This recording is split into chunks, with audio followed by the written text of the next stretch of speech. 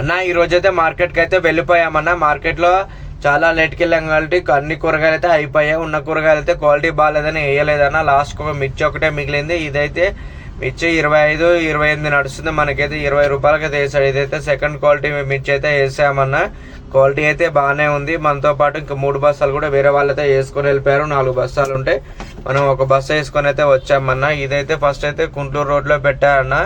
అక్కడ పెట్టిన తర్వాత అయితే ఫుల్ హెడేక్ ఫీవర్ ఉండడం వల్ల మనమైతే ఈ రోజైతే వ్యాపారం ఇక్కడ చేయలేములే అని ఇక మనమైతే ఇంటికి వెళ్ళి పండుకొని సాయంత్రం అయితే ఆ వారమంగళలో పెడదామని అయితే అనుకున్నామన్న. ఇక అలానే ఇంటికి వెళ్ళి అయితే గోలు వేసుకొని అయితే పండుకున్నా అన్న. ఇక పండుకొని 4ంటికి లేచి ఇక్కడ వారమంగళ్ళు అయితే పెట్టానన్న. వారమంగళ్ళు అయితే నడుతుందో తెలియదు. మనమైతే ఫస్ట్ వారం ఈ వారంలో అయితే పెట్టడం ఇంటికి దగ్గరే ఉంటుంది కానీ అయితే ఎన్నడైతే మన మార్కెట్లో అయితే పెట్టలేదన్న. ఇక్కడైతే మొత్తానికైతే బయట అయితే 20 రూపాయలు నడుస్తుందన్న పావు కిలో అయితే. మనం పావు కిలో 10 రూపాయలే చెప్పాము.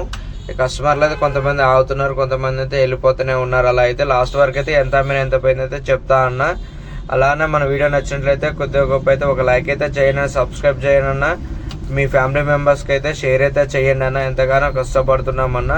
ఇది రేపు అమ్ముదామని అనుకున్నామని కాయ అయితే అసలు అయితే ఆగనట్టుందన్న. అందువల్ల అయితే ఎంత జ్వరం ఉన్నా కానీ అలానే వచ్చైతే మనమైతే మార్కెట్లో పోసి అయితే నిలబడ్డామన్నా. ఇక లాస్ట్ వరకు అయితే అమ్మాలని అయితే చూస్తున్నానా. మొత్తానికైతే 7 కేజీల మిర్చి అయితే మనకైతే మిగిలిందన్న. కాటా జోకితే 33 కేజీలకు గాను మనకైతే 1320 రూపాయలు అయితే వచ్చింది. అందులో అయితే మనమైతే 900 తీసేస్తే మనకైతే 420 రూపాయలు అయితే లాభం అయితే వచ్చిందన్న. ఇంత జ్వరం వచ్చినా కానీ వ్యాపారం అయితే చేయాలన్న తప్పకోకుండా. ఎందుకంటే కాయ మిగిలితే ఖరాబ్ అయిపోతే మొత్తం లాస్ అవుతాం కాబట్టి మన వీడియో నచ్చినట్లయితే ఒకే ఒక లైక్ అయితే చేయండి, సబ్స్క్రైబ్ అయితే చేయండి. ఉంటా అన్న. మరి రేపు మరొక వీడియోలో కలుసుకుందామన్న.